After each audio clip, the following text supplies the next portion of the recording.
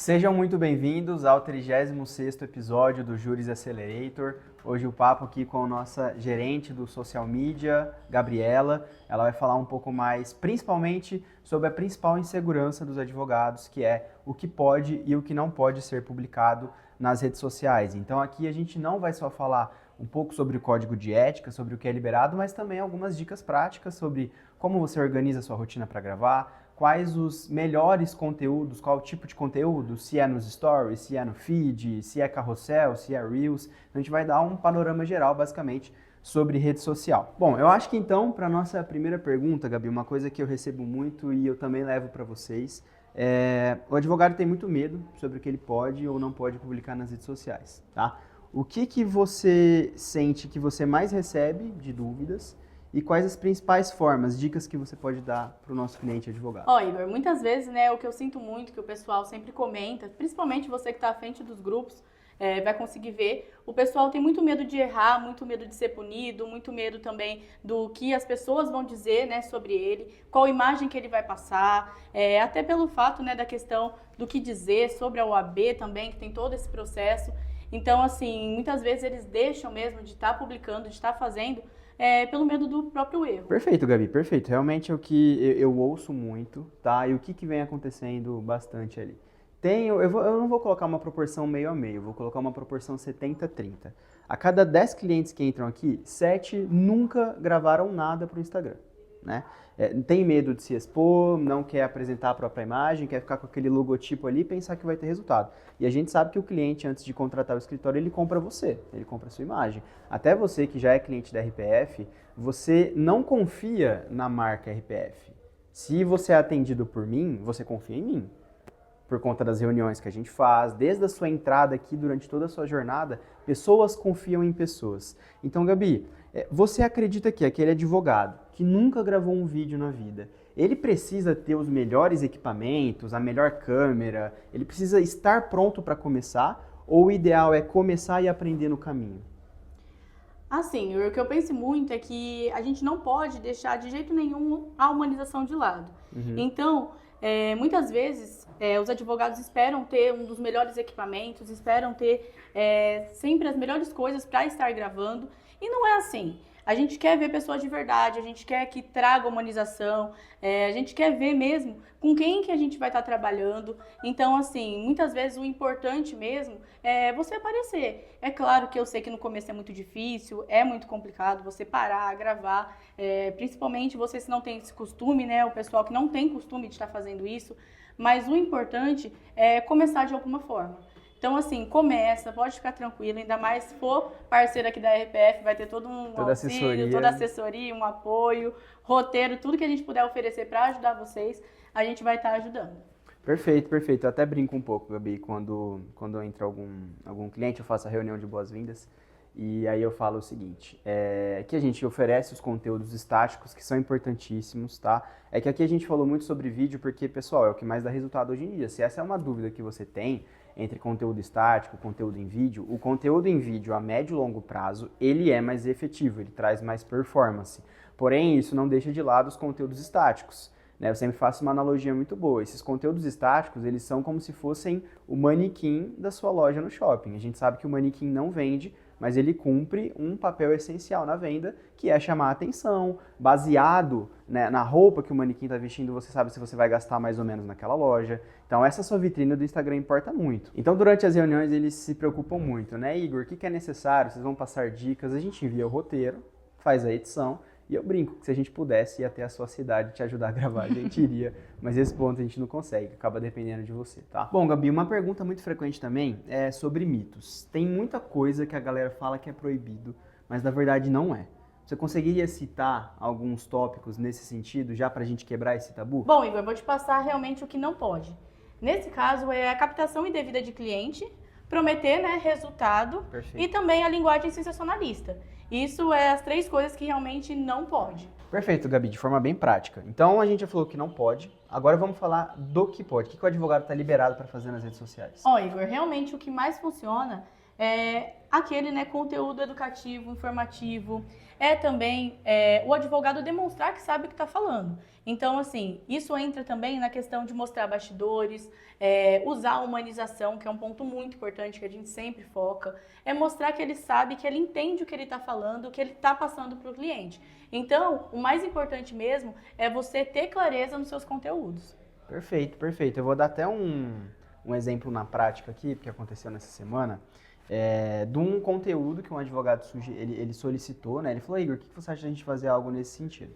E ele até mandou o print de um post de outro advogado, que estava muito agressivo. Tá naqueles 3 tópicos que a Gabi comentou no começo desse ponto que a gente está tratando, que é captação indevida de cliente, prometer resultado. Eles queriam trabalhar com a rescisão do contrato do imóvel ali, comprado na planta, por conta de atraso na entrega, juros abusivos e tudo mais. E aí o post que eles mandaram era o seguinte, você sabia que você pode rescindir o contrato com a construtora e receber uma indenização? Entre em contato agora que vamos te ajudar. Isso não pode, gente, não pode. E aí como que você transforma um conteúdo nesse em algo que é permitido? Forma mais informativa, como a Gabi falou. Então você vai fazer um post, pode ser em vídeo ou pode ser um carrossel em si. Você sabe quais são os seus direitos em caso de você não está conseguindo pagar um imóvel que você comprou na planta por conta de atraso na entrega ou juros?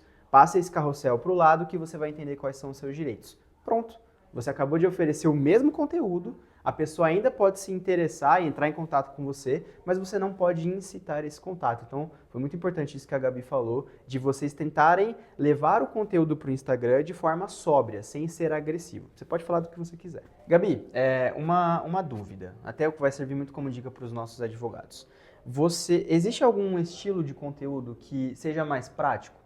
Porque a gente sabe que para produzir um vídeo você precisa separar um tempo, arrumar um cenário, colocar uma roupa, para fazer um conteúdo em feed. Se você tem uma agência, você vai delegar, mas senão ele tem que parar para entrar no Canva e fazer a arte. Tem alguma ferramenta que seja mais prática, mais útil, assim?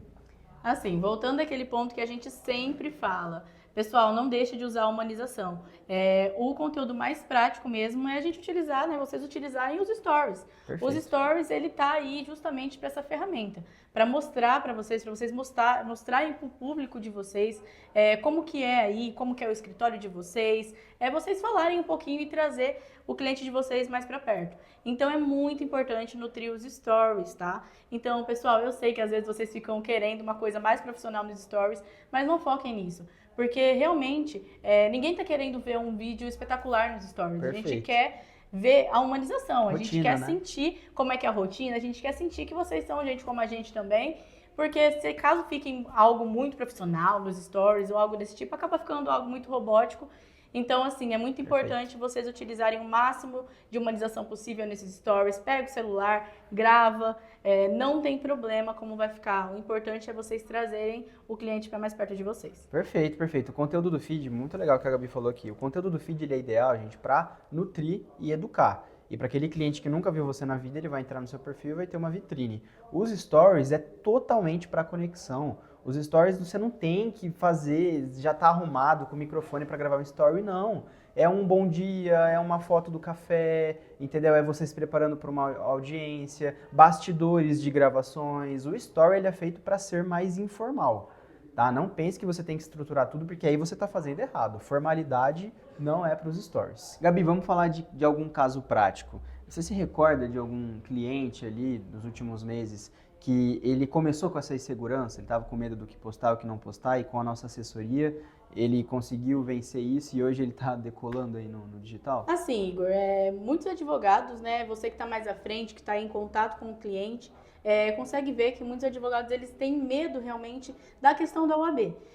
O que pode ser dito, o que não pode ser dito. Teve um cliente nosso que, direito de família, ele começou realmente assim, com medo do que publicar. Então, o que a gente começou com ele, né? Aos poucos. Primeiro, nós começamos aí com o carrossel informativo, para dar mais segurança para ele conseguir, né, ter mais segurança para falar com o pessoal sobre. E depois a gente foi indo justamente, né, para a questão dos stories. A gente foi indo aos poucos, gravou um story, depois ele já estava com mais facilidade e hoje ele conversa assim, muito bacana, é até legal, né? A gente sempre vê, né, como que estão nossos clientes, o Igor principalmente. Vocês que é parceiro da RPF conseguem ver que ele segue todos vocês, ele está sempre lá, ele está sempre olhando e vendo, né, como que está sendo. Então a gente consegue estar acompanhando sempre essa evolução de vocês. Perfeito, perfeito. Vai legal que você comentou isso, Gabi. Tem muito advogado, uma estratégia legal para os stories, gente, é abrir caixinha de pergunta. E aí o advogado ele vem para mim, nossa, Igor, mas eu vou fazer uma caixinha de pergunta e ninguém vai responder. Não vai mesmo. Gente, não vai responder, tá? E aí é para isso que eu tô aqui. Eu sigo a maior parte dos nossos clientes e sempre que eles abrem uma caixinha de pergunta, eu deixo ali uma pergunta fingindo que sou o cliente e já fico atento se ele vai responder ou não. Se não responder, eu já tenho um motivo para poder te cobrar, tá? Então, foi muito legal isso aí que você trouxe. Até porque entra na questão, muitas vezes ninguém quer ser a primeira pessoa a perguntar. É. Então, muitas vezes, quando vê que tá perguntando, que tem a primeira pergunta, fala, nossa, ó, esse advogado, ele responde. Então, acaba que as pessoas acabam indo perguntar sim. Mas é claro que não vai ser de começo. Você não vai começar a postar a primeira vez e achar que vai vir um monte de perguntas. Não é sempre desse jeito. É sempre bom ir começando aos poucos, que isso traz, né, com que o pessoal veja que você responde. Muita gente tem vergonha de fazer perguntas, então é completamente comum, tá? Ótimo, você não, advogado, você que está começando, esqueça, você não vai colher os frutos de uma árvore que você acabou de plantar. Isso serve para qualquer coisa na vida, né? Mas principalmente para rede social, já que a gente está falando de marketing aqui. O seu Instagram, ele é uma árvore de crescimento. Tudo que você faz hoje não vai ter curtida, não vai ter comentário, não vai ter nada, mas lá na frente você colhe os frutos disso com certeza. Com certeza. Gabi, para quem tá ouvindo, depois de todo esse podcast aqui, ainda tá inseguro sobre o que postar, como começar, você tem alguma dica de ouro ali para dar para esse advogado? O que eu sempre falo para vocês, né, para as pessoas aqui que a gente atende, principalmente os clientes da EPF, a gente sempre dá dica de começa com um tema que você tem facilidade, que você confia, segurança, que você consegue falar, né, com razão. Foca nesse tema, começa aos poucos, não fique comparando muito com o amiguinho, como ele faz, o advogado fulano de tal faz desse jeito, eu não consigo fazer. Não, gente. Pega um tema que você tem segurança e cada pessoa é de um jeito, cada público também vai ser de um jeito, quem te segue vai gostar do jeito que você está falando, porque gosta de você, gosta da sua marca. Então, assim, fique tranquilo nessa parte. Perfeito, perfeito. Você, advogado, que quer começar ali, a Gabi já deu um insight muito bom, eu já vou puxar um gancho para outra coisa, que é uma dúvida recente. Como eu me posiciono? Né? Por exemplo, tem muitos escritórios hoje que é aquela proporção de 70-30, eu vou voltar nela. 70% dos advogados que nunca gravaram nada para o digital, esses advogados construíram a carreira que eles têm graças à larga esteira de produtos que eles têm. Então, um escritório que já tem estrutura, ele não é especialista em direito criminal. Ele teve que fazer tudo, né? Então, ele tem parcerias com direito de família, empresarial, criminal, tributário. Ele tem parcerias para ele conseguir oferecer qualquer solução para o cliente dele. No digital, isso não é bem-vindo. O seu cliente, ele confia mais num especialista do que num generalista, né? A gente faz sempre essa analogia. Se hoje a gente tem um problema no coração, antigamente tudo bem ir num clínico geral. Hoje a gente vai atrás de um cardiologista. Seu cliente que tem um problema de direito de família, ele vai atrás do especialista em família. Então, no seu Instagram, se posicione, até vou puxar o gancho do que a Gabi falou, fale do tema que você mais domina, daquilo que você tem maior expertise, pós-graduação, mestrado, o que seja, aquilo que você mais gosta de fazer. Primeiro, você vai ter mais segurança, então seus conteúdos serão melhores, você vai ter mais embasamento. E terceiro, seu cliente vai confiar mais em você, se você só falar daquilo no seu perfil. Bom, pessoal, é isso. Gabi, muito obrigado pela sua presença. As dicas foram muito valiosas, tá? Muito valiosas mesmo. Me deu aqui até uns insights para eu passar para os nossos clientes. E assim, você tá com medo ainda, depois de ouvir tudo isso aqui? Tudo bem, só que assim, medo não paga boleto. Mês que vem as contas estão aí, se você continuar com medo, você vai ter que arrumar outra forma de fazer dinheiro. Então, não pensem em quando começar, comecem. Tem uma frase que eu ouvi do Bruno Perini uns tempos para trás, que diz o seguinte: você nunca vai estar pronto para começar. Então, comece e aprenda na jornada.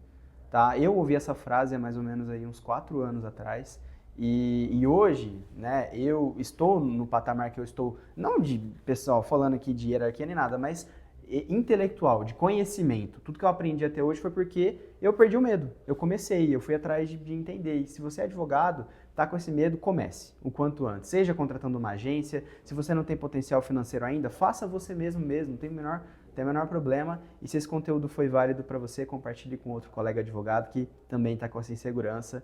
Pessoal, muito obrigado. Gabi, mais uma vez, muito obrigado. Muito obrigada, pessoal. Até a próxima. Até Tchau, tchau. a próxima.